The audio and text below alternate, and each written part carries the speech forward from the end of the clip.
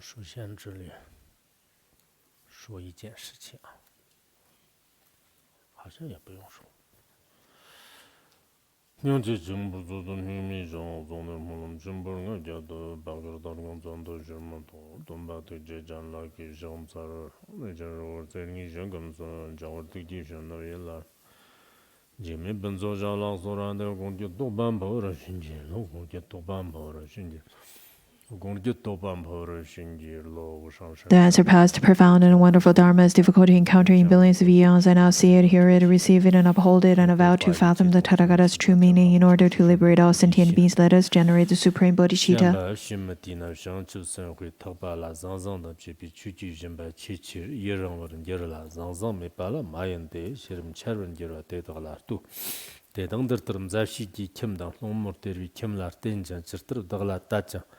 Kurtubshi Peringiru, Nyambi Sim Tirtavi Chujivjimba Sheparte, Taka Zanzang Mepe Chujivjimba Vorne, Gudang, Zedang, Martandang, Marchadang, Tandang, Natik Surmandang, Yoshi Jivshirda Jantala Churton Peringiru, Shamban Dirtarte, Huena Malala Zigla, Kirodang, Morogam, Jigi Ro, Gang Rongarte, Shiva Ram, Namboji, 그룹 당내 상장도 법실 ngô 차장 막가와 용수 통으로 쉐도 대전도 대덕 상상매 비추지 준비 ngô 차장 막가와를 쉐바데 녹매 버시네 녹매 버시네 styurten 동정 로른 여로 건급실 덕적라 구당 제맵진바 셈진데도 덕적 추지 준바나 돈매바 인데 덕적음도나 돈매버 먹가장 듣고 지 제르네 대덕라 리gem바 체치르 Shavi Shirda, Lobmar the Shake,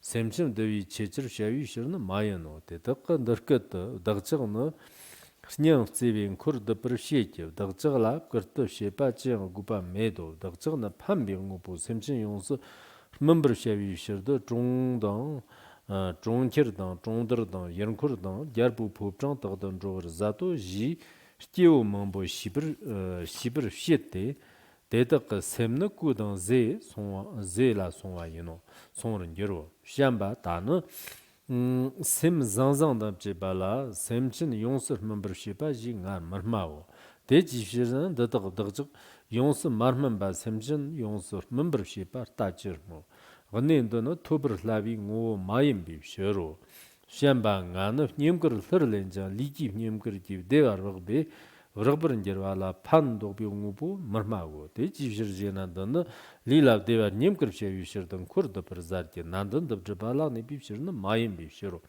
Shamba Tsernchubala, Gumbani Baji Mashago, Nana Surnim Chunga, and Dochon Jim Marmago, Nana Kazev Zambrando Pala, Surnim Baji Marmago, Nana Kur Dukun do Pala, Shelter Tropaji Marmago. ngana kimba rapto shungwala jibala mamzang baji marmago ngana yorji chanla sangyem jongwa dom chaba ji marmago ngana zhanjin chirwan chorwala namjur lapsom baji marmago ngana chuwa mawala tsitimji pongbo yongsa tagbaji marmago ngana ngarjir chanla mangda tobaji marmago ngana shungzam bala ndarwan zambaji marmago ngana gopala churma baji marmago ngana chimbadan jibala jardabshipa yongso tagbaji marmago ngana yoni ndambala zangzang me per yongso tongwa ji marmago ngana land pandos revala deyongu boji marmago ngana nipadan kurti kurtala chagbala lagbusamba yongso tagbaji marmago ngana tapa mawala raptabshwa ji marmago tapa ngana matapa mawala raptabshwa ji marmago ngana parola sibrshipala labarndo baji mafshao marmago ngana maki bala chujin baji mafsha ji marmago maki bala churma maki bala chujin maki bala chujin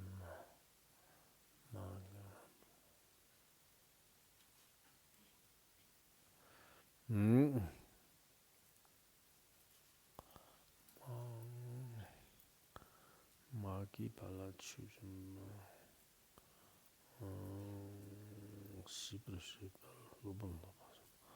나는 직된지 흥역랍 좀 발라 출라 가지 말마고 ngana stonganilla mafsumbala tonganilla mafsumbala ngibrim jongaji mafshao ngana ngumbr mabjapa le ngumdo shipaji marmago ngana te mabjapa la shanchipki yanla yongsir zobr shichi marmago ngana mugba chanla ngumbr tupaji marmago ngana thame pala zopa yongsir zopaji marmago ngana maxse bab zopi stopki kocha chanji marmago ngana ramjin gin dochik chungala changbr shopala neba kaab shipaji marmago ngana jora la magne pa la chirkid meba jindu shedo ji marmago ngana thagbi samba yongsa tagba la lobr tongan roji marmago ngana shirb shopa la nzangr shopa ji marmago ngana tabdang dambar kirwa la yorgi chanji marmago ngana nyetang kurtum mundot pala rzindar mawaji marmago ngana varma turgne pala churpungwa ji marmago ngana tambi chu yongsu Strongwaren do bala li dang strugla chigba ji marmago ngala jimba dang ngargir me pala shyamba marma ngargir me pa ji marmago shyamba yorgi tsig gang dag ngabja thama la shanchib sanhwa namla murgut tan girwa tang shanchib sanhwa khung do chepar shya jang khung do chidne jang yongsor pangor shyawa na dedag yino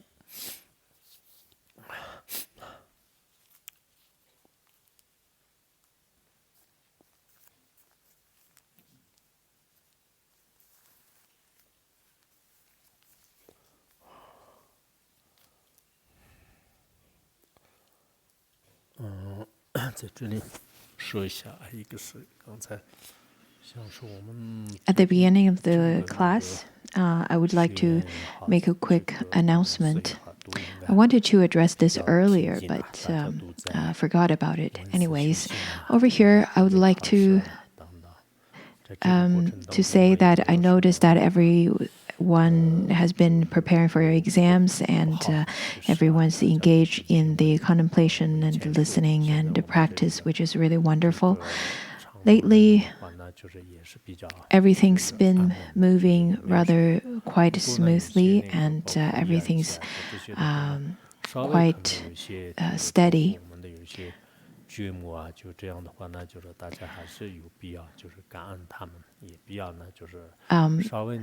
However, I know that there are some who's living in the residence recently probably experienced some turbulence. But I think we should be very thankful to the Jomos who've been giving us a helping hand. We need to cooperate with them so that things can be accomplished. Whenever in facing difficulties, we need to use skillful means. Otherwise, I think it will be very difficult. On one hand, I understand that there are some unexpected guests who's been visiting us, which could bring some confusions and even fear, especially for the female practitioners who tend to be quite easily to get scared. However, I think without being arrogant, we should practice and we should act with skillful means whenever it's necessary. And I really hope that you can cooperate with the Jomos. You can work with your Kenmos. You can work actively with them and cooperate with everyone. I really hope that you don't fall into the two extremes. There are people who tend to get very scared, and there are the ones who tend to get very egocentric and don't care about anything happening around them. Well, these are all the extremes.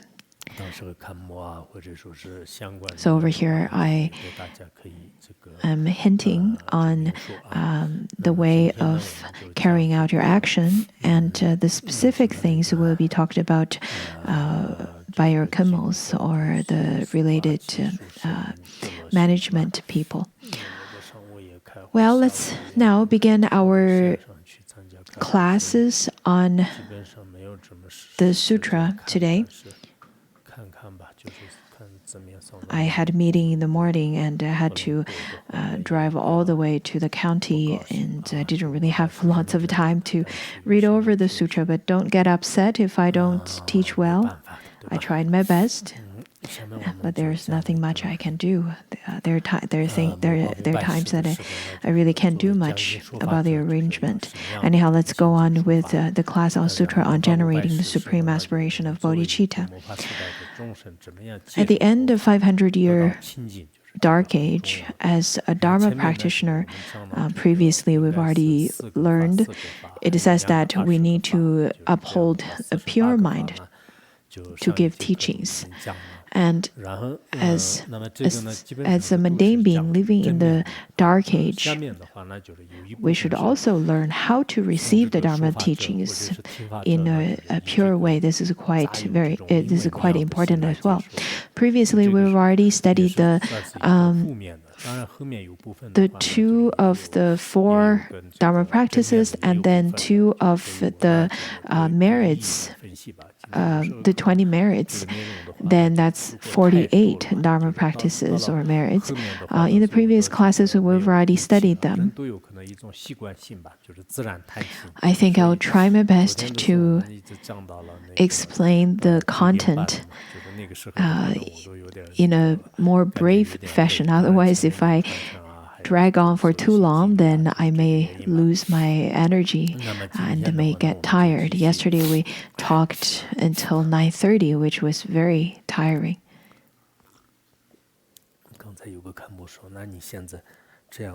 Earlier, Kempo was concerned about my runny nose, and he asked me if I would be able to give teachings like this. And I replied him by saying I should be fine, but I'm not sure if I am.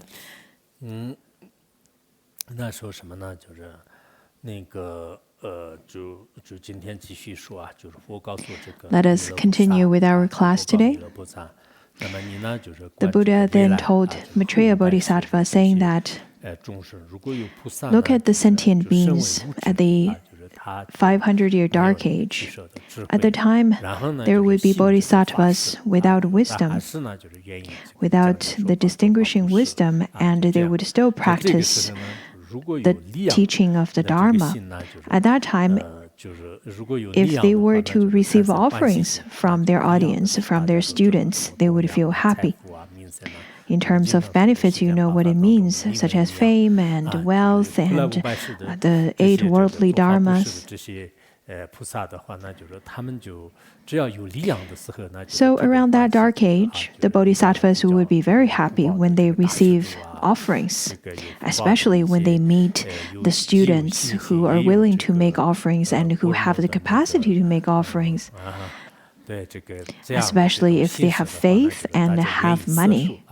So these are the kind of practitioners or the students that they all like to magnetize. But if there are students who do not have wealth and do not have anything to offer, maybe they don't even look good in their appearance, then they would feel that there's no need and no meaning to magnetize them as their students. But that is because those bodhisattvas at the time do not have the mind to benefit the sentient beings. Rather, they have their hidden agenda. They're not trying to benefit sentient beings wholeheartedly, which should be their main objective, but they would care more about wealth. I think nowadays there are lots of people like that too. They're very opportunist. Let it be the teaching lay practitioners or the monastics, but it's very difficult to avoid. It is the same during the Buddha's time as well.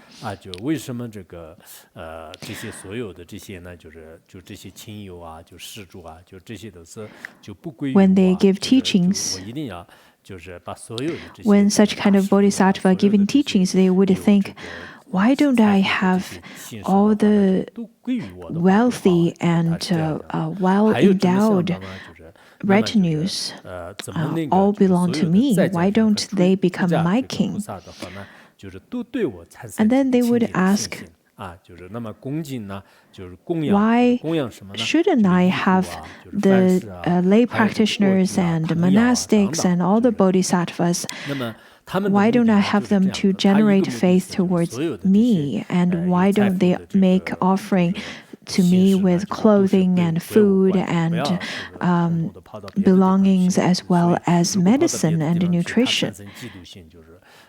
So the Bodhisattva would think in such a way, and they would feel that if this kind of retinues who are well endowed to run to other teachers, they would generate jealousy. So these kind of bodhisattvas would want the benefactors or students to make offering to them, such as giving them clothing and food and nutritional medicine and all of those. Maybe nowadays, I think that people don't really need food and clothing anymore. They really want to receive, for example, houses and cars and all the electronic gadgets. So those are now the hidden agenda. But then the bodhisattva would generate a mind of tired and repulsive, even aversion towards the ones who do not make offering. They would feel that it's so tiring. Why would I give teachings to them if I don't have any offerings made to myself? What if I don't have those offerings made to me by those students? We can see the similar situation happening in large cities as well. If there are very wealthy and well-endowed practitioners, they would have many different ways of knowing the Dharma teachers. Though on one hand, they do have lots of faith. Also, maybe because they don't really have enough merit, it's very difficult for them to find a true spiritual teacher or follow a genuine spiritual teacher. This is very common.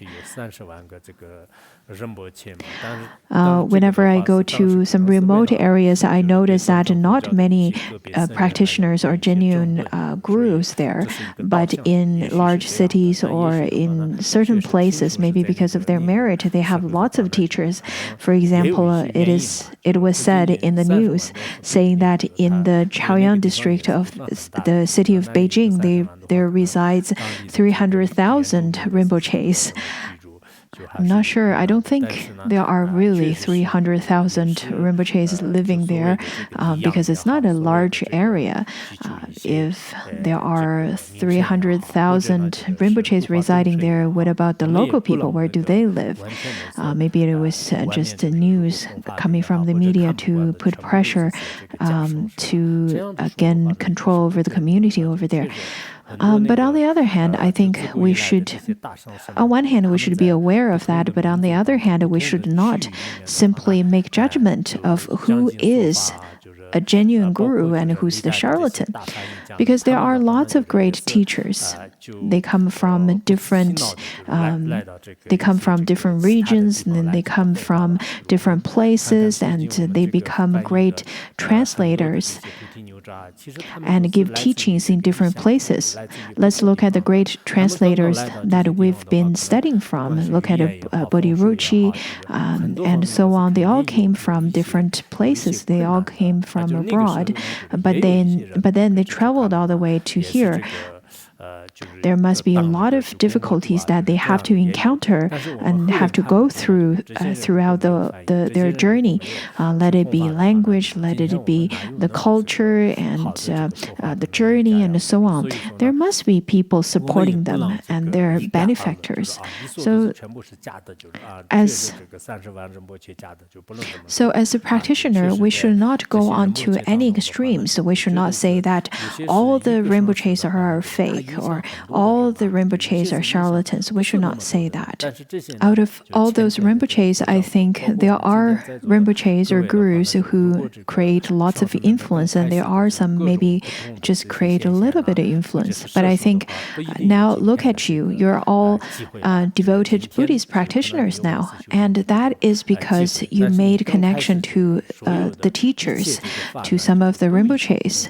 And without their magnetizing actions and without their manifestation at the beginning, I don't think you have the opportunity to listen and contemplate and practice the Dharma. You won't have such opportunity at all. You won't even start listening to the Dharma. You would have no idea about the Dharma at all. Therefore, we should definitely look at this from a middle way rather than falling into the two extremes. So,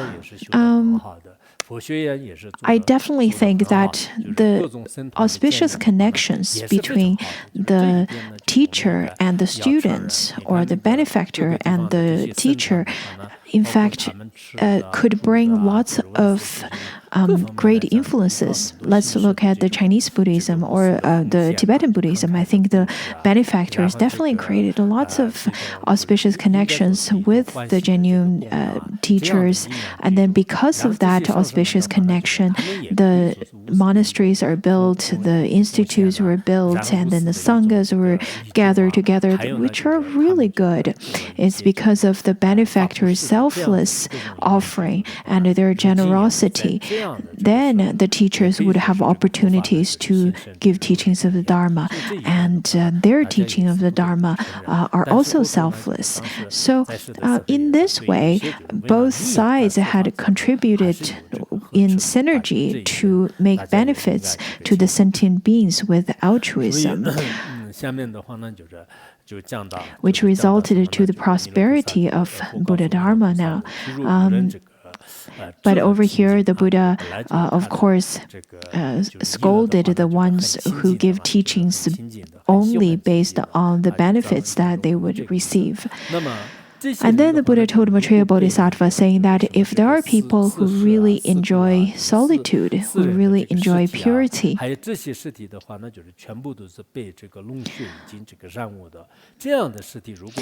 then it is like that if a person like that, who really likes purity and cleanness, wearing the corpse of a snake and dogs and a human corpse, and those corpses are filled and covered by pus and blood.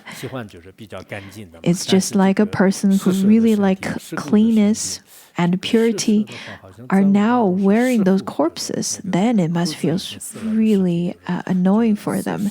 They must generate lots of aversion and repulsion. According to the Tibetan translation, it also says the corpse of monkeys. Well, they're all corpses. Wearing the corpses of the different animals and even human beings must be really create lots of aversion from their mind. The Buddha then told Maitreya Bodhisattva, saying that the ones who give teachings at the 500-year dark age would be like the same. What would that be? That is, if a person who gives teachings at a place who do not offer anything to the Dharma teacher, if a person do not receive any benefits or offering from the group of audience, then it doesn't go along with his wish. This Dharma teacher would feel tasteless, would feel really annoyed, and would feel would generate lots of aversion towards this crowd, just like as if they are wearing corpses on their neck. Because their main objective is getting benefits and getting offerings. So if they do not receive offerings from their audience, then he would feel very unhappy, which is quite ugly scene, isn't it? Someone earlier asked me,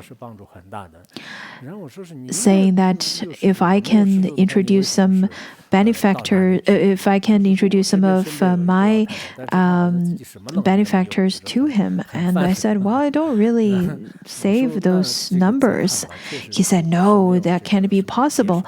I said, well, if I can introduce one or two to you, he said, if you can introduce one or two to me, it won't harm you at all, but it will help me a lot.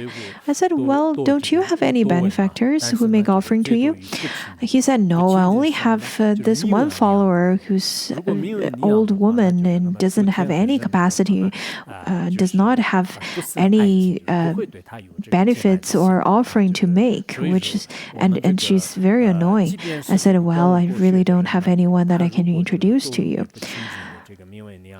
According to the Ranakuta Sadharma Sutra, it says that if one were very learned but falling into the impure aspiration, that is to search for the gaining in benefits such as fame and profit, then the celestial beings and human beings would not generate any admiration or respect. According to Pontsog Rinpoche, he also once said that there was once he went to a place and he was supposed to give an empowerment. And right before that, he generated a thought about the offering.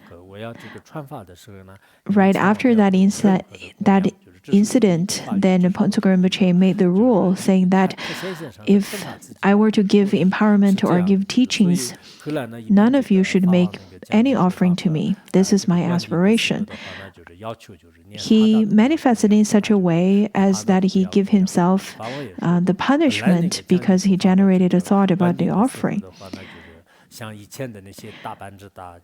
And ever since then, whenever Pontsog Rinpoche give teachings or give empowerment, he does not even ask for the offering of kata. And he said that originally, one should make offering of gold and the most precious things to the Dharma teacher before the teaching and before empowerment, just like the great Panditas did. But that doesn't mean the teacher have graspings towards the objects. Rather, those offerings are a sign that signifies the respect and importance of the Dharma. Therefore, usually the audience would make offering of gold and all the most important and precious things to the Dharma teacher. However, because I want to give the teaching to everyone and I want to maintain the purity of giving the Dharma teaching, therefore I would not receive any offerings. That is why ever since then, our institute made this regulation, made this requirement. Whomsoever would give teachings outside of Larungar, then we do not receive offerings at all. Even if you receive the offering, you should use those offerings on the activities of propagation of the Dharma. If you were to receive offerings just for the use of yourself, I think it might be better for you to give up the opportunity completely. For me, myself, I don't have any grasping towards fame or wealth. Sometimes I do prefer certain schools than the others, but mostly it is because I think giving teachings in certain places would be more beneficial. But if I were to wanting to gain fame because of that, then I would rather give up. So this is the purity of intention and motivation, the purity of precept. This is really important. Let us continue. Talking about these teachers, the teachers who seek for fame and benefits and offerings and wealth, those group of teachers would think in such a way. They would think that this group of audience, the students, the followers, they cannot even provide the clothings and my food and cannot provide any place for me to rest and cannot provide any nutrition and medicine that's necessary. They do not not show any care in such a way, they do not consider what I eat and wear, then why should I benefit them? Isn't it that I'm simply just wasting my energy? I think Dharma teachers like that really doesn't have a kind heart. Usually, when we give teachings to the others, we do not seek anything in return. We do not seek any gain. But this group of people, when they give teachings, they feel that if they do not receive anything back in return, then it's no meaning for them to. It is meaningless for them to give teachings to those people who can't make offerings. According to the Sutra of Upasaka precepts, it says that there are 5 types of giving teaching, and the five types of giving teachings with the purity, and the other 5 that is impure. So what are the impure ones? The impure 5 ways of giving teachings. One is gaining profit. And second one is gaining fruition or karmic fruition. And the third one is to compete with the other and to win through competition. And the fourth one is to gain the worldly fame and wealth. And the fifth one is talking with doubts. Therefore, if someone thinks that his teaching is meaningless and it doesn't make any difference, if one were to uphold such kind of mind, then that is considered also as an impure reason of giving the teaching. Ponzo Rinpoche gave lots of clear teachings on that. He said that we should give teachings to the others and to benefit them, even if it's just a little bit of benefit, then it is all worth it. Even if we get really tired, even if we travel far, even if we have to conquer lots of obstacles, we should try our best to benefit others. And we should avoid the 5 kinds of impure motivation to give teachings for the karmic retribution, for the benefit, and to combat someone, and for the gaining of fame, and all of those.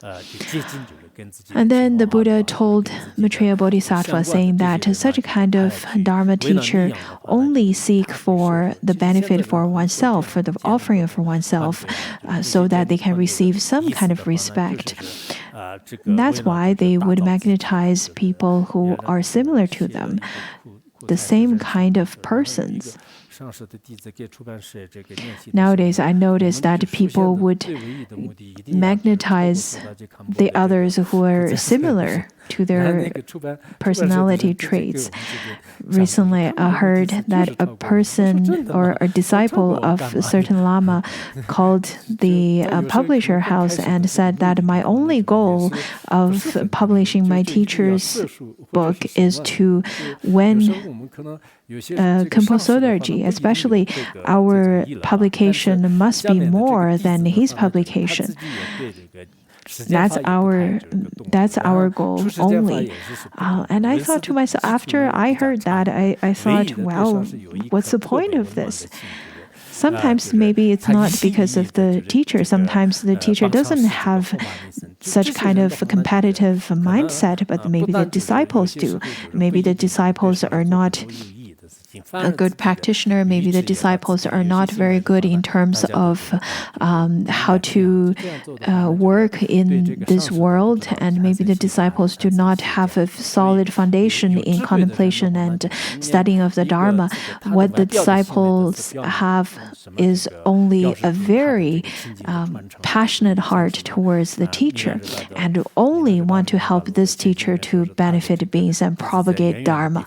But maybe their actions are not very meaningful because it is sometimes out of their own ignorance.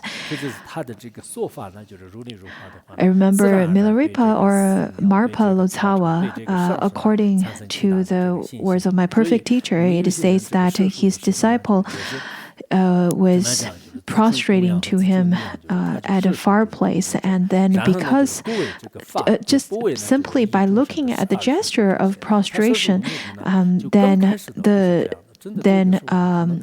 Marpa knows that that's a student or disciple from so-and-so guru, because his speech and his practice and his actions are proper. And maybe because the proper action of the certain disciples, people can be magnetized to the teacher through the disciples' proper actions. But if you were to only have the passion that is mixed with your hidden agenda, it's possible that you feel very altruistic. You feel that you're very selfless and you're just simply doing things for your teacher. But with a hidden agenda, you can't really say if your action could be beneficial to the beings or not. There are teachers who require to have their food, their meals and clothing and their belongings in certain ways, and then they would appear in certain ways. They would dress up in certain ways so that they can get more wealth.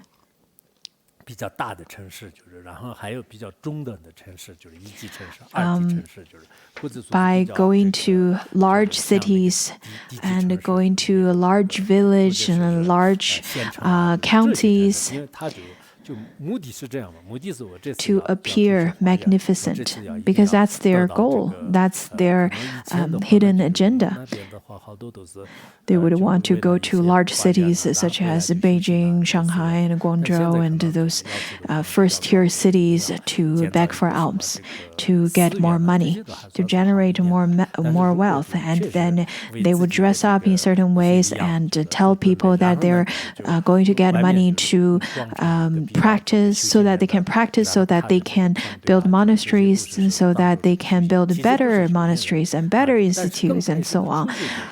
They would pretend and they would dress up as practitioners. And but they are not inside. After going to cities and villages, these kind of gurus or these kind of teachers do not benefit sentient beings, do not have the objective to mature the sentient being's mind stream. Over here, the Tibetan translation is a little bit different.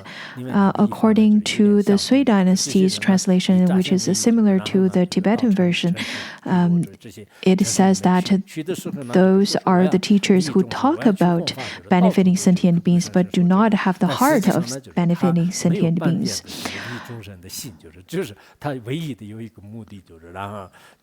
So these so-called teachers would appear dressed up and appear in certain ways to collect wealth and talk about benefiting sentient beings and talk about propagating the Dharma, but they do not have such objective. The only objective is gathering wealth. I remember that there was news saying that there was one monastery, a few people came out from that monastery.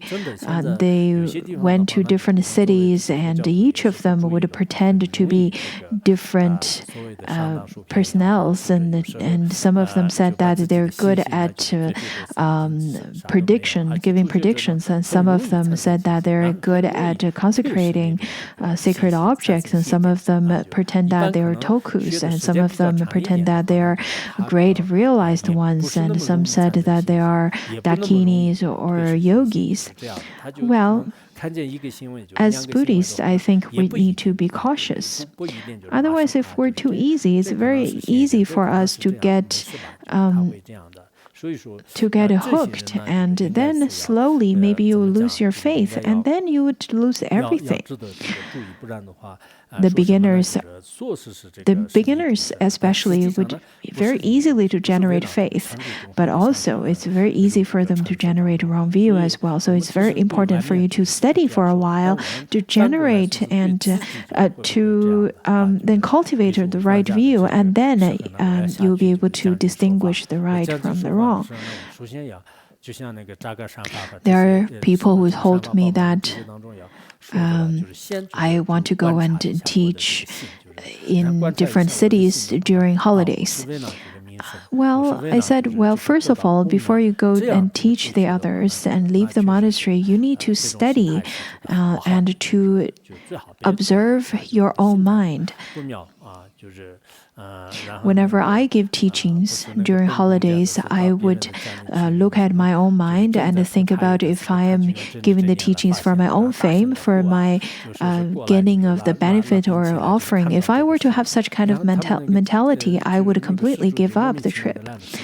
Just like the great master Benguncha, who went to the other people's house and he generated a thought of stealing tea leaves, and then he generated a right mindfulness, or his right mindfulness came up right away. He started yelling, saying that, "Please come and cut off my hand, because this hand is about to steal."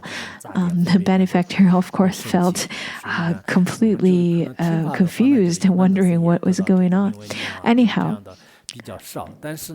whenever we generate any dualistic thoughts, we need to tame those dualistic thoughts with our right mindfulness. I think for mundane beings, we have all kinds of dualistic thoughts, but we should try our best to decrease those negative dualistic thoughts and readjust our motivation to be the ones that's of benefiting to the sentient beings. Now let's look at another group of people. So not only the ones who's teaching the Dharma, but the ones who's listening to the Dharma sometimes also have alternative motivation as well.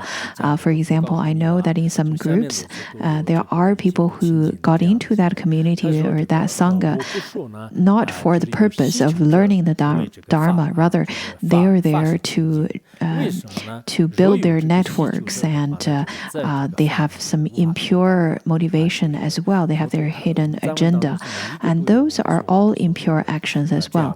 So continue, the Buddha then told Maitreya some of the impure actions. The Buddha says, "Maitreya, I would not say that the ones who still have hope are giving the Dharma teachings in a pure way. In fact, according to the Tibetan version, there is one sentence of 'I would not say' in front of each of the statements from the Buddha, but it's not included in the Chinese version. Maybe it's abbreviated. Therefore, the Chinese version is a little bit difficult to understand. The Buddha first then says that if the ones who still uphold hopes in their minds while giving the Dharma, I would not call them giving the Dharma teachings with generosity. Why is that? It is because if one were to still uphold some hopes in their mind to gaining either merit or offerings or benefits, then they would choose what kind of audience they would give them. For example, there are the ones who would give teachings in large and rich cities to the rich crowds, and they would give them the best kind of teaching, such as Maha'ati, Mahamudra. But when a poor person came, then they would say, no, your mind stream is not mature yet. But how would they know? Your mind is not mature yet. But when would their mind be mature? When they can make offerings? And then the Buddha continued to say that I would not say that the ones who still have greed in their mind can mature the sentient beings. Why is that? It's because if one were to mature the others, then they have to be able to tame their own afflictions first. But if they have lots of grasping and greed in their mind for other people, for wealth and for fame, if they still have lots of graspings like that. Their mind is filled with filthy selfishness. For such a person, how can they mature the sentient being's mind stream? It's very difficult for them to liberate sentient beings. It's because they have not tamed their own afflictions. They have not tamed their own basic afflictions yet. Then how can they tame the sentient beings? How can they liberate the sentient beings? How can they guide the others to transcend samsara then? It is not possible. If you want to liberate sentient beings, though I cannot say that you have the highest realization and then you can liberate sentient beings, I'm not saying that, but at least your mind stream should be pure. Your main objective is not to give teachings for yourself. This is something I really want to require everyone. I'm not saying that I should give the highest requirement from all of you, but I really think that whenever you give teachings to the others, at least you need to put yourself lower. You need to be humble. You need to not give teachings for yourself. Rather, you need to give the teachings to the sentient beings for the benefit of them. Ponzo Rinpoche once said that in order to liberate sentient beings, he had never cherished his own mind. He had never cherished his own life and his own body. In fact, he didn't cherish for his health and his longevity. Rather, he only wanted to benefit sentient beings. This is the motivation that we should keep in our mind. If you want to benefit sentient beings, do not use the Dharma teaching as your tool to gain whatever you want. This is not appropriate. And then the Buddha continued to say, Maitreya Bodhisattva, saying that I would not say that the ones who receive respect and receive offering to gain happiness for oneself and grasp towards the impure material, impure object, the impure gains as beneficial things to do. So the Buddha said that I would not say the things that one do for one's own happiness and lots of the impure actions and then twist them into saying that I'm doing this for the benefit of sentient beings. This is because the motivation is selfish, therefore the actions are selfish as well. People usually say that I'm very straightforward. If you're very straightforward, then why can't you speak of your own mind if this is your true intention? However, if your motivation is to gain benefit for yourself, then all of those actions that you do would not be benefiting of the sentient beings, but for yourself. Sometimes it is even harmful to the sentient beings, right? And if you were to tame sentient beings in such a way, you will not be able to generate faith. You will not help the sentient beings to generate faith. They will not be able to receive the teaching properly. Don't even mention about liberating them. Lots of our teachers over here, if you have a pure intention, then even if you're not so eloquent, your teaching would still be very beneficial to the sentient beings. But if you keep thinking only for yourself, even if you're very eloquent, but the audience won't receive much of a benefit, this is really just simple cause and effect. Reaping what you sow, right? Whenever I use this, I would remember how my old history teacher would say.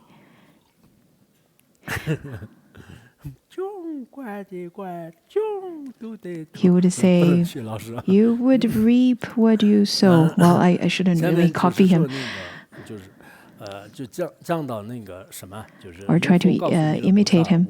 And then to continue, the Buddha told Maitreya Bodhisattva, saying that I would not say the ones who are hypocrite, who lives in quiet places and quiet practicing places as a meritorious action. Because if they're hypocrites, then they would pretend that they can stay and abide at a quiet place to practice. In Satyasiddhi Shastra or some other Shastras, I believe it says that the Buddha was once in a city and he did not praise the ones who would meditate in a city or take retreats in a city. And the Buddha then praised the ones who would sleep at a quiet place. Why is that? Because in a large and bustling city, if one were to practice meditation in retreat, then one can be easily be disturbed in that environment.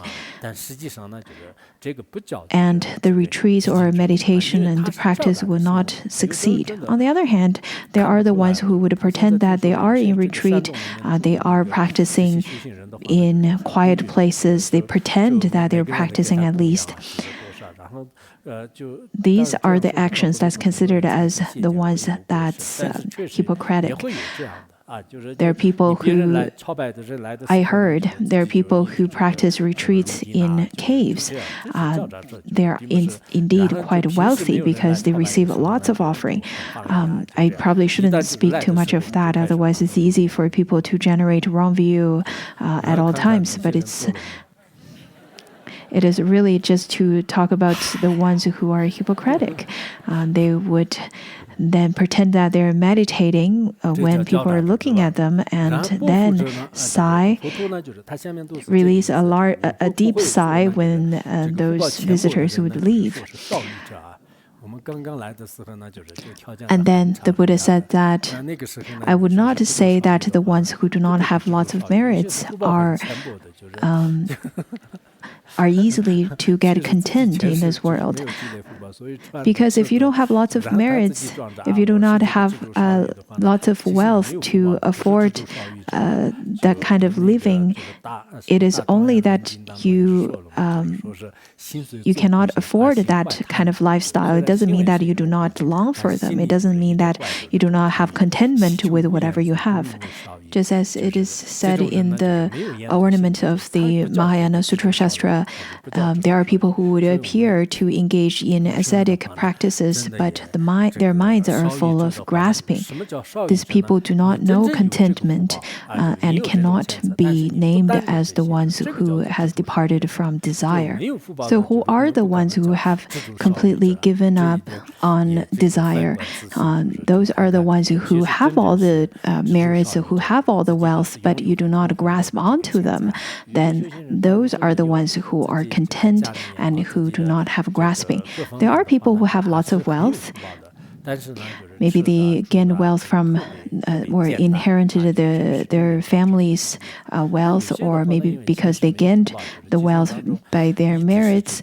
But they do not grasp onto them. Their living, their lifestyle is very simple, and those are the ones who are easy to get contentment and have less desire. Then the Buddha said to Maitreya, saying that the ones who grasp onto the supreme taste are called the ones that do not get content easily. According to the Tibetan version and the Sui dynasty's translation, I think these are the same one, which means that the ones who grasp onto the supreme taste, let it be contentment, or the ones who seek for food, seek for who begs for alms, looking for supports and offerings. In fact, when you're begging for alms, you should beg for alms one family, one household by the next. if you were to grasp onto the taste of the food, then you probably would go to the one family that has better food and go to the other family has better food, but to skip the ones in between. Then those are not the ones who begs for alms. Look at Purna, the Venerable Purna, who often would visit the rich families. But the Venerable Kashyapa, he often visits the poor families. And then the Buddha, after knowing that, he stopped both of them, saying that you shouldn't visit the rich families or rich benefactors and beg for alms, Purna, and you should not visit only the poor families and beg for alms, Kashyapa. In fact, when begging for alms, you should not be very picky and you should not be choosy at all. But recently, I think things have changed, and we have the Sangha members who really grasp onto the different tastes, and they would say that, oh, this place is really good, that place is nice, so we should go to this restaurant and to that restaurant the next day. I really feel that our Sangha members sometimes need to be careful with their money, especially right after they receive some allowance, they would spend it on food right away. Well, that's if you have capacity, if you have the merit. But I would say that if you grasp onto the food, the flavor of food is not good, especially the ones who live in the mountains and the ones who live in remote areas, the ones who live over here in Larungar. You should not pay too much attention to the taste of food.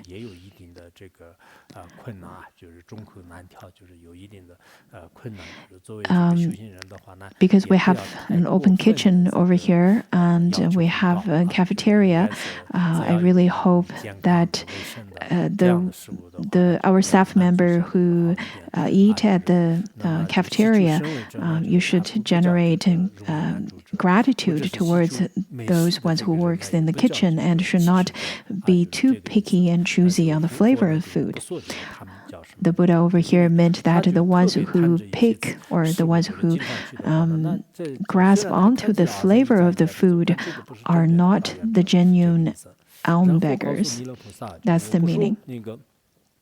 And then the Buddha continued to tell Maitreya Bodhisattva, saying that I would not say that the ones who seek for the beautiful and wonderful clothing are the ones who would uphold the clothing that's discarded by the others, because there are people who still have lots of graspings, especially when it comes to the monastics.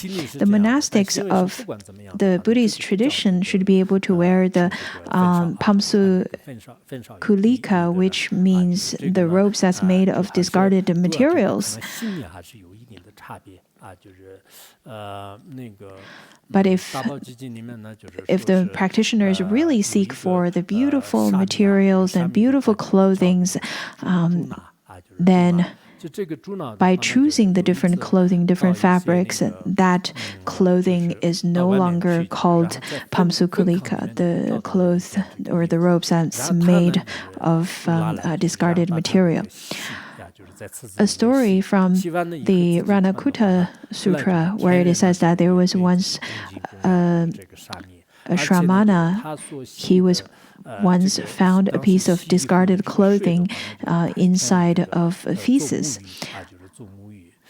So after picking up that clothing, he washed that piece of dirty clothing in a pond.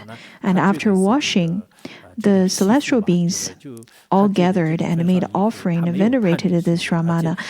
Also, the celestial beings used the water that was washed, the clothes that's full of feces, to bathe themselves. The celestial beings bathe themselves with such kind of water.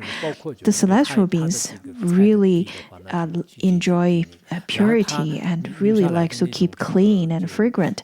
But at that time, because of the Shramana's mind is very pure, for such reason, the water that he stepped on, the water that was supposed to be impure, the celestial beings used it to bathe because the mind is so pure, they no longer perceive that as impure anymore. There are people who probably seek for the wonderful and the beautiful clothing. In fact, this kind of action itself is impure, because our mind should see all the wealth and all the offerings that's made to us from the benefactors in a way that we should appreciate them, because those wealth are gathered by the benefactors with great hardship as well. So we should take care and we should cherish and we should use them properly. I'm not sure how the Tibetan lamas and jomos are with their offerings, with the offerings they receive. I think jomos are a little bit better, but I notice nowadays that the lamas really don't care too much about their clothing, and sometimes they would throw out their clothing into the garbage bin. This is really bad. According to Master Yingguang, Master Hongyi from Chinese Buddhism, they all care very much. They all cherish a lot of their merits that's accumulated. In Tibet, the great masters such as Phuntsok Rinpoche and so on often talk about cherishing one's merit that's accumulated throughout lifetimes. And the Tibetan audiences usually have such tradition that after finish eating the food from a bowl, they would lick everything clean from the bowl. Otherwise, if anything is left over, that is a waste of food and waste of merit. So, in the precepts, it also says that the clothing, even after it cannot be worn, it should be mixed with mud and cement to build stupas and to fill the cracks of the stupas. In this way, the benefactors who make offerings to you would be able to gain the perfect merit from such kind of action. We should definitely be very careful with what we use. We should be very careful with how we use our merit. I notice that nowadays we have the two extremes of the practitioners. One extreme is that they really prefer the very much beaten up and discarded material, the dirty clothing. I remember there was once a Sangha member stood in front of me and I was trying to scratch dirt out of his robe. And I said, "Wow, this is very dirty." That was 20 years ago, though, not now. I think now it's getting better. Let me look at the male monastics over here and the female. I think the female's a little bit better in their attire. Anyhow, I don't think it's necessary for you to purposely pick a very old piece of garment to wear. But on the other hand, you should not change all the time. Just like the Westerners, they're the ones who would change 3 or 4 times every day. Sometimes green, and after a little while it becomes red and white and changes ever so often. This is probably their way of dressing up. Anyhow, over here the Buddha said that I would not call those ones as the ones who carries out pure actions. And then the Buddha said that I would not say that the ones who are not known by the others are the renunciates. Well, if you're not known by the others, if you're not known by the monastics and the lay practitioners, in fact, there they're the not true renunciates. It's because they do not have the capacity to be known by the others. I think I've said that do not mistake the renunciates with the ones that who cannot live a good life. Do not mix up these two different kinds of minds or different kinds of mindsets, because there are people who do not have the capacity to live their life, and they're the ones who actively leave the worldly life. That's very different. So some of our practitioners, if you're not known by the others, if you're not known by your Sangha, it doesn't necessarily mean that you are a great renunciate. It sometimes means that you are hiding very much. Doesn't mean that you're a good practitioner. And then Buddha told Maitreya Bodhisattva, saying that I do not say that to trust the deceitful one's words about the prosperity of the Dharma. For example, there are people who may have encountered some charlatan teachers, and then they would say that, oh, I've met the Buddha because my teacher is so eloquent and very good at teaching, and I'm so very fortunate. But if your teacher is a charlatan, if your teacher is deceitful, then it is not very genuine to say, it is not true to say that the Dharma is prosperous because of his appearance. So do not believe the ones who are very deceitful.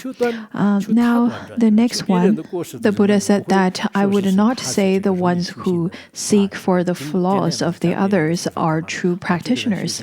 If there are people who only talks about the others' mistakes and flaws and shortcomings, the Buddha would not say that they are good practitioners. And then the Buddha said that I would not say the ones who harm the others, or according to the other translation, it says that the ones who have lots of aggression. So the Buddha said that I would not say such kind of person is the ones who have pure precepts. According to the Mahaparinirvana Sutra, it says that if one were to take refuge in the Dharma, one would part oneself from killing, and if one were to take refuge in the Buddha Dharma, one would have to eradicate all the harmful actions towards the sentient beings. But if you were to harm the others, that is destroying the pure precepts.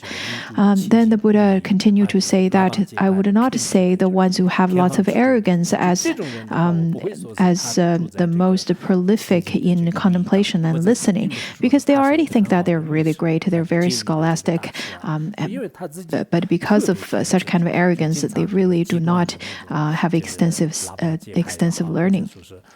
The Buddha then told Maitreya, saying that I would not say that the ones who are partisans are the ones who keep pure precepts and pure actions, because they have biases towards people. So those are not the ones who would abide in pure actions.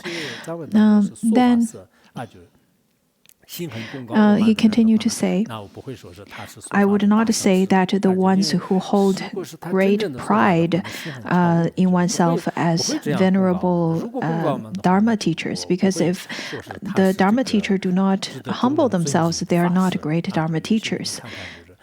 A genuine practitioner or a genuine Dharma teacher would be rather very humble. So if you notice some Dharma teachers being very arrogant and have lots of pride, then you should point it out and tell them that the Buddha said that if you were to be very arrogant and hold lots of pride, then you are not considered as a great master, a great Dharma teacher. See, nobody really laughs at my jokes nowadays. You do not dare to laugh anymore. Okay, so let's continue. The Buddha said that I would not say that the ones who are frivolous, who carry lots of frivolous speech, as in having the great eloquence in giving the Dharma teachings.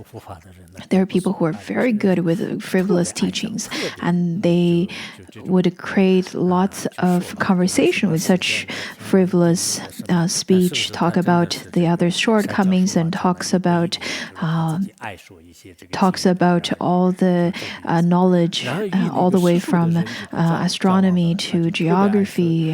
But it doesn't mean that that kind of person would be very eloquent in giving the teaching. That's not necessary, because that person may be just really enjoying his frivolous speech with others, to talk to people in a frivolous way. And then the Buddha said that I would not say that if one were to interact with the worldly people can part from any mistakes among the sanghas. Because if you were to associate yourself more often with the worldly beings or with the householders, then your actions can be tinted by them. It's very difficult to say if you will carry out faults from those actions. So that's some of the hidden meanings inside of it. And then the Buddha said to Maitreya, saying that I would not say people who choose to make offering to the more meritorious fields are the ones who do not seek for anything in return. Because if one were to give teachings based on choosing who they give teachings to, then they would have a preference. Upon making the different preferences based on who can make better offerings, then that kind of Dharma teaching is no longer pure. If you give teachings based on who can make better offerings, then you're just basically making trades on markets. And that is no longer a genuine Dharma offering anymore. If you seek anything in return,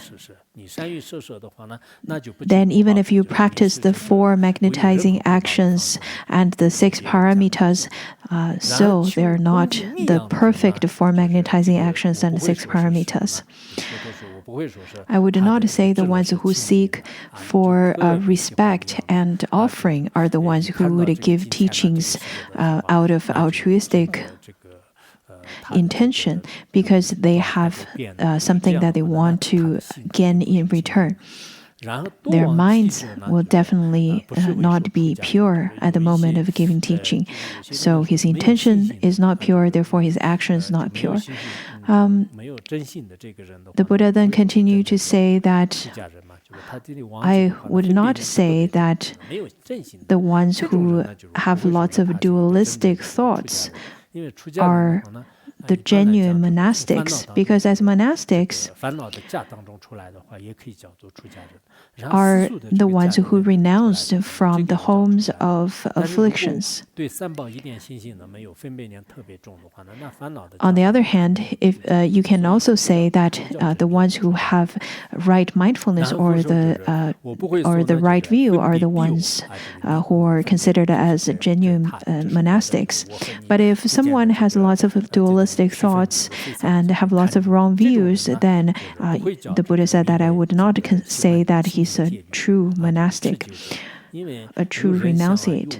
Buddha continued to say that Maitreya would not say that if someone would distinguish others and self are the ones who delight in take precepts. Because if someone enjoy distinguishing self and other, enjoy making such dualistic distinguishments, then those are not the kind of a person can be considered as the ones who would uphold the pure precepts of no characteristic of self and no characteristics of the other. And then next one, the Buddha said that the ones who do not respect the Dharma,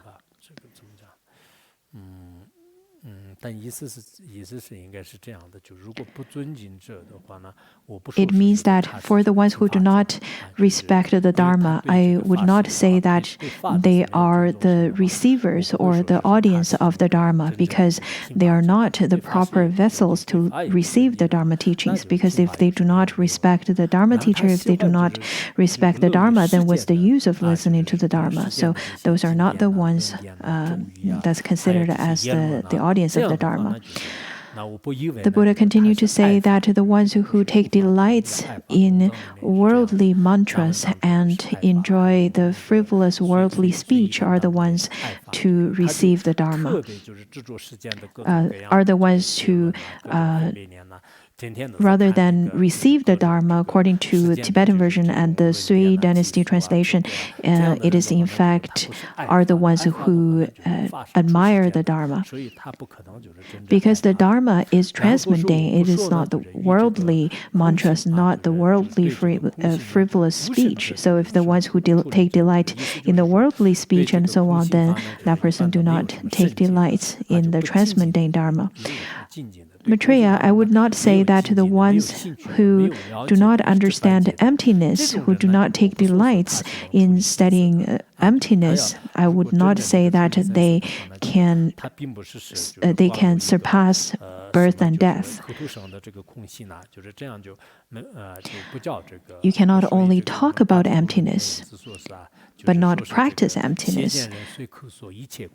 According to Mahaprajna Paramita Shastra, where it says that the ones who uphold wrong views, though they would talk about how everything's empty, but they would generate desire when encounter the object of desire. They would generate anger when they encounter the object of anger. They would generate aggression. They would generate a pride when they encounter objective of pride, and generate ignorance when they encounter object of ignorance. They're simply lying to themselves that they know emptiness. If they only talk about emptiness, in fact, they do not understand or have any personal experience of emptiness, then the Buddha said that I would not say such person would be able to surpass birth and death. I would not say this kind of person has truly understand emptiness.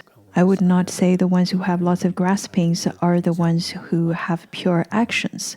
The Buddha continued to say to Maitreya Bodhisattva, let us continue to finish this passage.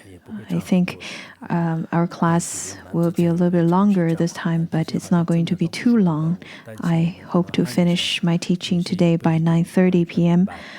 If I do not give you the full explanation, I worry that you won't be able to understand it. So let's continue. The Buddha then said that I would not say that the ones who abide and grasp onto the existence of the 37 characteristics are the ones who fully attained wisdom. If the kind of people who hold on to the 37 qualities, they do not understand the truth about, or if they do not attain the truth of wisdom.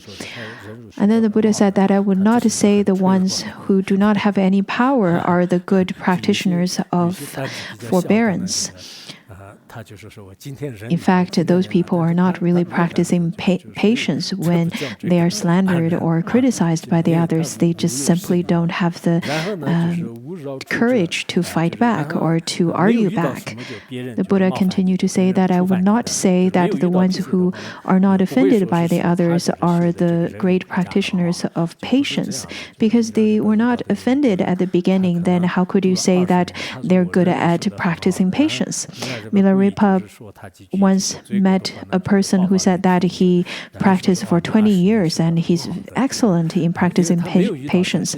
And then Milarepa purposely said that you're terrible and you're not good at practicing and so on. And right away, that person just exploded in anger. Milarepa then addressed, saying that the reason you think that you practice really well for the last 20 years is because you've never met anyone who actually made you angry. And then the Buddha continued to say that I would not say that those ones who do not have a capacity to generate desire are the ones who uphold perfect precepts. Then then the Buddha said that I would not say that the ones who have the wrong kind of skillful means are the proper practitioners or genuine practitioners. There are people who may seem and appear to be good practitioners, but they simply just have the wrong type of skillful means. The Buddha then said that I would not say that the ones who enjoy speaking are the ones who practice well. There are people who would say that, oh, I dream really well at night and I live in good places. There are people who are very good at talking and who really enjoy talking, but it doesn't mean that their minds could abide. It doesn't mean that they're good practitioners. There are people who are very good at talking, who's very eloquent and who can make up a movie in a short period of time through their speech. But they are not very genuine practitioners. Though they can speak well, but they do not practice anything, they would start talking about things that they don't understand, or they only understand a little bit. Just like if a person only know how to practice the Theravada tradition, and then they would talk to the others in long, elaborate ways about certain practices, though they have no practice of such and they have no genuine experiences of such. And then the Buddha continues to say that Maitreya would not say that the ones who enjoy all the worldly affairs, their practice will not be destroyed. In fact, over here it means that if someone really enjoys all the worldly dharmas and all the worldly affairs, such as attending meetings and busy in this thing and in that thing, getting popular, and then in this way their practices would definitely their practice level would definitely decline. They won't have enough time to practice. There are people who have to serve the Sangha by volunteer for the Sangha. I don't want to talk too much about people who are volunteering for the Sangha, otherwise it may discourage them and then they all resign from their posts, and then the managements would come to me and scold me for letting them lose their staff members. So I better only talk about the benefits of serving the Sangha.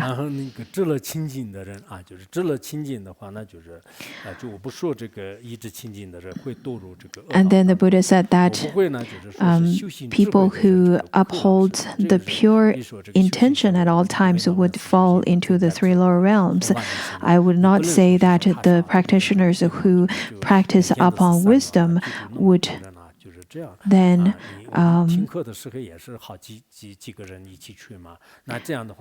are the ones who enjoy entertainment. There are people who, for example, attend classes to gain wisdom, but because the class has maybe over 50 people in it and facing different people every day in classrooms, it may feel like it's very busy and bustling, but it's very different than the busy and the bustling in the city. Whenever we attend schools and universities, it's exactly the same, but that kind of bustling life is not considered as indulging in busy life or indulging in entertainment. Maitreya would not say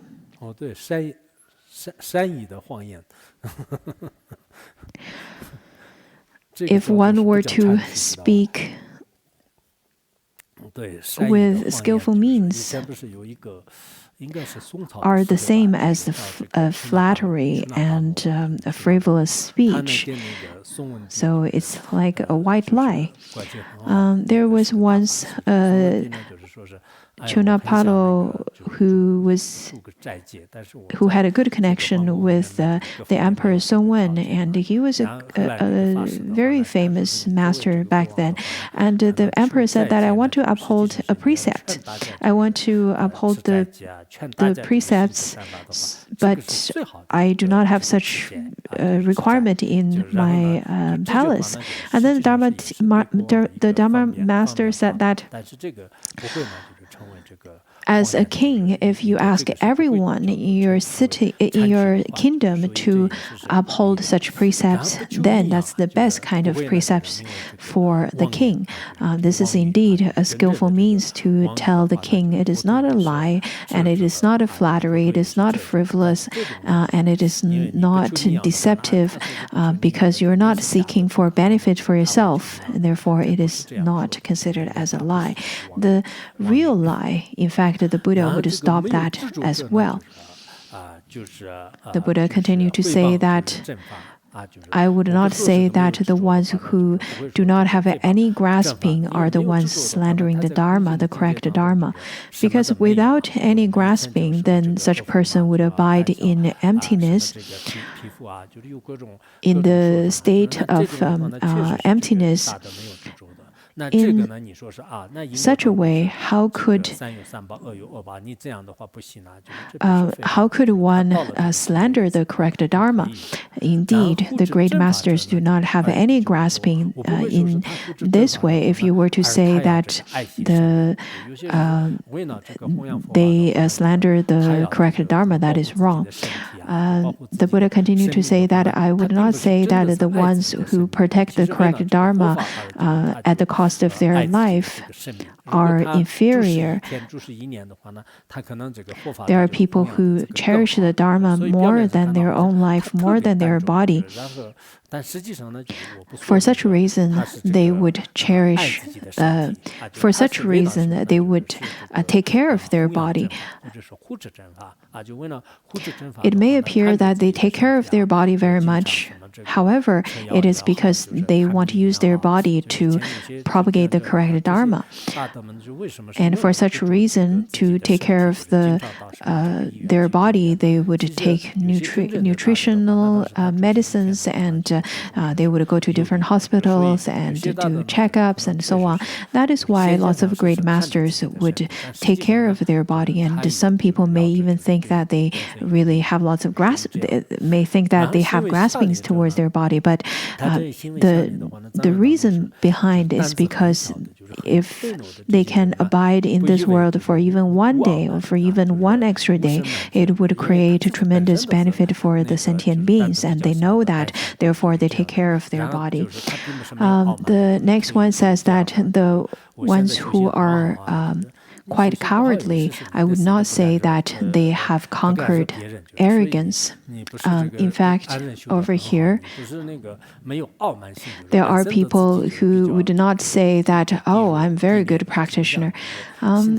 People who are quite cowardly and who are quite inferior and who lack confidence, they would not say that they're good practitioners. And it is not a result of their practice. It is not because they have conquered their arrogance completely. So that's what it means. And then the Buddha continued to say that indeed, Maitreya, in the 500-year dark age, if there are bodhisattvas who have inferior capacity and they have very little wisdom, if they are frivolous and deceiving and practice the wrong kinds of actions, that means that their actions are kind of like bandits. Just like bandits, they would stay in this Sangha. Then for such kind of people, the Buddha then asked Maitreya Bodhisattva to protect them. He said that you should protect them. You have to protect them because the Bodhisattvas, not all of them are full of wisdom. Not all of them are full of right mindfulness and right view. They may have actions that's not proper and not in accord with the Dharma, but we should protect them because they're temporarily not fully matured. That's why their actions are not in accord with the Dharma. But you should slowly to benefit them, 而并不是我们要这个 especially when 最好的 they 一个状 have 况，这些这个地念的人 lots of fetters of afflictions and their actions are not in accordance with the Dharma. They may appear to be very poor and fragile at that time. For people who have bodhicitta, then you should protect them even more. 因为现在也有这个佛性和种子 So in such a way, their genuine bodhicitta will be cultivated, and eventually their Buddha nature will reveal, and their mind stream will be mature. 人有时候是从正面来这样 Just like some Dharma teachers are very skillful, they would always approach their students from a very positive way. They would say that, oh, here is a little candy I want to give you. You did really well today. But if you can change something, and then you'll be even better. I think lots of the Dharma teachers are very good. 旁敲侧击的时候，听说你最近 They know the importance of personal conversation. They know the importance of personal connection. And then they would approach it from a different way by saying that, so I noticed that you've been dozing off in class. And, well, I used to doze off in class as well, but I remember I had a dream. And then, 我是变的啊。 oh, maybe I shouldn't talk about the dream now. Well, I made it up anyhow. We should stop here today.